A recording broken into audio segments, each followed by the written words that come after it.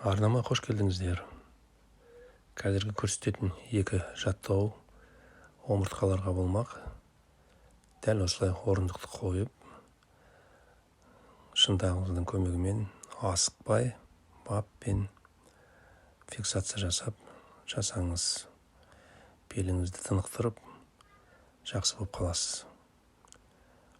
Екінші жаттығуда орындықтың кенересіне ұстап, созыласыз.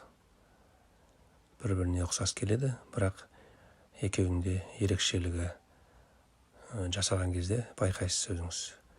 Керілі осылай тұрғаныңыздың өзі керемет беліңізді демалтады.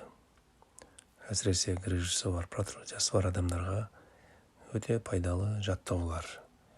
Жаттығу жасауды әдетке айландырсаңыз, өзіңіз үшін өте пайдалы. Ауырмаңыздар, дендеріңіз сау болсын.